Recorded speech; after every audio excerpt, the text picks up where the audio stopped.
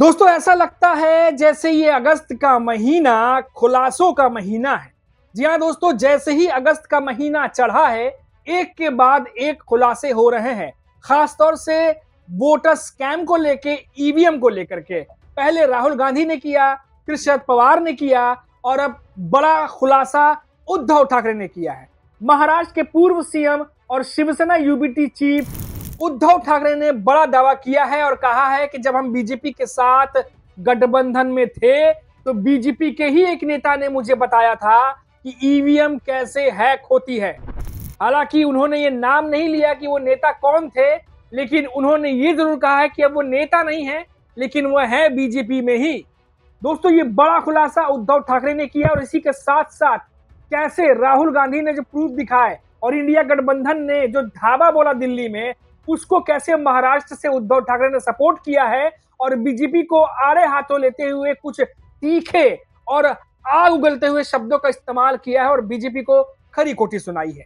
सब कुछ बताता हूं, इस वीडियो में बने रहिएगा हमारे साथ। नमस्कार दोस्तों, मेरा नाम है मनीष कुमार सिंह और आप देख रहे हैं 4PM महाराष्ट्र और आपका बहुत बहुत स्वागत करता हूं। दोस्तों ईवीएम और वोटों की चोरी को लेकर के इस समय लग रहा है कि इंडिया गठबंधन के तमाम नेता एक भी बात सुनने को तैयार नहीं है। पहले राहुल गांधी ने वोटों की चोरी को लेकर के आरोप लगाए, कई सारे दावे किए।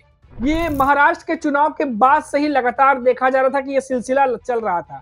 हालांकि कई नेता राहुल गांधी को कभी ज्वाइन करते, कभी इस मुद्दे को अधूरा छोड़ देते और कई सारे बड़े मीडिया संस्थान, जैसा कि मैंने पहले बताया, गोदी मीडिया इस मुद्दे को तो मुद्दा मान ही नहीं थी। इस मुद्दे को उन्होंने तो मुर्दा घोषित कर दिया था।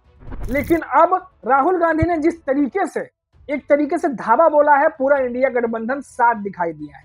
अब दोस्तों महाराष्ट्र में उद्धव ठाकरे, शरद पवार ने तो पहले ही खुलासा कर दिया था कि कैसे 160 सीटों को जिताने के लिए दो लोग उनसे मिले थे।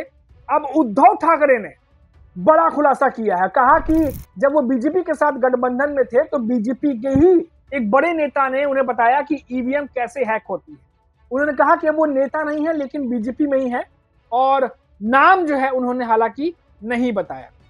भ्रष्टाचार के मुद्दे पर शिवसेना यूबीटी के विरोध प्रदर्शन के बाद आपको पता ही होगा कि इन दिनों महाराष्ट्र में उद्धव ठाकरे की शिवसेना भ्रष्टाचार के लेकर कैंपेन चला रही है और महायुति में शामिल कई नेताओं का इस्तीफा मांग रही है। अब उद्धव ठाकरे ने मीडिया से बातचीत की और कहा कि दोपहर में पूरे महाराष्ट्र में शिवसेना का आंदोलन हुआ। भ्रष्ट नेताओं से जवाब मांगने के लिए जनता सड़कों पर उतरी। हमने सारे सबूत मुख्यमंत्री और राज्यपाल को दिए, यानी कि देवेंद्र फडणवीस को, महाराष्ट्र के सीएम हैं, लेकिन कोई भी सुनवाई करने को तैयार नहीं। सरकार अक्षम दिखाई दे रही है, उनके अंदर क्षमता ही नहीं है। दोस्तों महायुति के कई नेताओं के नाम जो है वो विवादों में रहे हैं, किसी पर भी कोई कार्रवाई नहीं हुई है अभी तक और उद्धव ठाकरे की शिवसेना लगातार कार्रवाई की मांग कर रही है। हालांकि देवेंद्र फडणवीस बीच में दिल्ली गए थे, ऐसा लगा था कि शायद अमित शाह से मिलने के बाद जब वो लौटेंगे तो कुछ नेताओं पर गाज गिरेगी। इस बात को लेकर के महाराष्ट्र में सियासी बवंडर मचा हुआ था, लेकिन फिर खबर आई कि एकनाथ शिंदे और अजित पवार शायद इन नेताओं पर एक्शन लेने से बच रहे हैं या इग्नोर कर रहे हैं। अब एकनाथ शिंदे भी दिल्ली गए थे हाल ही में और उसके बाद वो महाराष्ट्र लौटे हैं, तो उसमें भी सियासत गरमाई हुई है। अभी वो भी बताएंगे अगले वीडियो में डिटेल में, क्योंकि काफी चीजें हैं बताने के लिए, तो हम अगले वीडियो में बताएंगे। लेकिन अभी फिलहाल इंडिया गठबंधन के प्रदर्शन पर उद्धव ठाकरे ने और क्या कुछ कहा है, पहले वो सुन लीजिए। दिल्ली में चुनाव आयोग के खिलाफ इंडिया गठबंधन ने प्रदर्शन कर उन्होंने कहा कि प्रदर्शन पर कि जवाब मांगने के लिए जब वे जा रहे थे तो उन्हें गिरफ्तार कर लिया गया।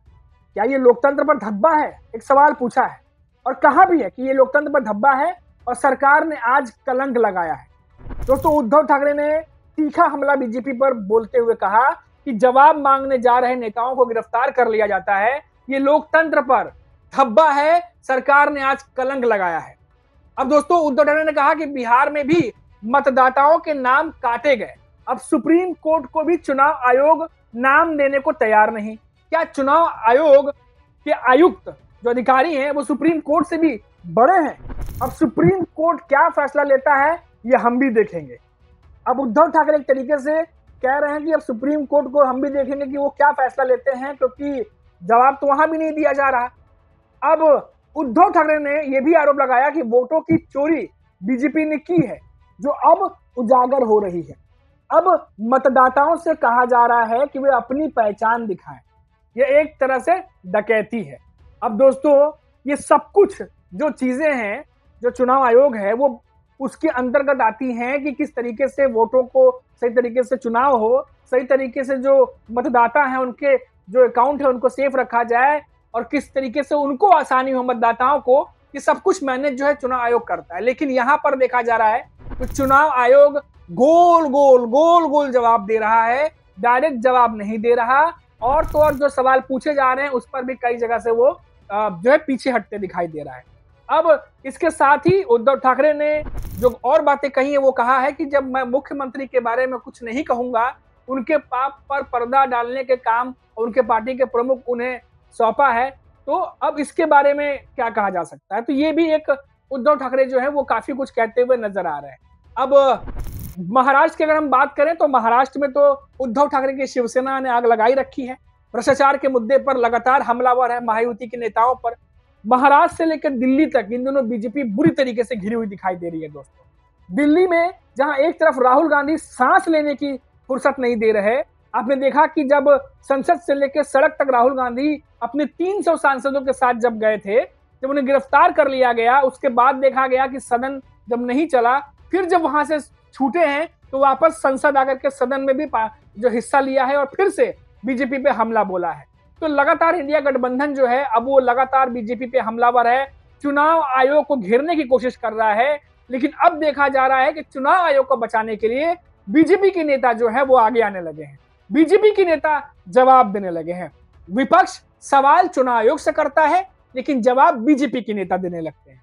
अब धीरे धीरे कई नेता ये कहने लगे हैं कि क्या दाल में कुछ काला है, सवालिया निशान अब लगने लगा है। जिस तरीके से राहुल गांधी जिस तैयारी से आए थे, जिस तैयारी से उन्होंने सब कुछ प्रेजेंटेशन दिया है, महाराष्ट्र में बड़े नेता शरद पवार भी उनके कायल हो गए। उन्होंने भी कहा कि ये जो प्रेजेंटेशन था, ये जो प्रस्ताव था, जिस तरीके से दिखाया गया राहुल गांधी द्वारा, इसको हर एक तहसील में अलग अलग जगहों पर लोगों के बीच में ले जाकर के दिखाना चाहिए, जितना हो सके इसके बारे में अवगत कराना चाहिए। और अब तो राहुल गांधी अलग अलग तरीके से अलग अलग जो है तरीके से चुनाव आयोग को घेरने में लगे हुए, वेबसाइट भी लॉन्च कर दी है जहां वो तमाम डाटा देख सकते हैं। हालांकि चुनाव आयोग बार बार कह रहा है कि आइए साइन करिए शपथ पत्र पर तमाम बातें। राहुल गांधी ने साफ कह दिया है कि ये आपका डाटा है, मैं इस पर साइन नहीं कर सकता, जो हमारा डाटा है उससे मैच नहीं हो रहा। तो अब तमाम बातें, दलीलें, तर्क, ये सब कुछ लगातार चल रहा है। तो महाराष्ट्र से भी राहुल गांधी को उद्धव ठाकरे का लगातार सपोर्ट मिल रहा है और ये चीजें और बढ़ती चली जा रही हैं दोस्तों। हमारी नजर लगातार बनी रहेगी इस खबर पर, लेकिन आप देखते रहिए 4 PM महाराष्ट्र और लौटेंगे तो फिर से बताएंगे आपको किसी बड़ी खबर के बारे में। तब तक के लिए इजाजत दीजिए, नमस्कार।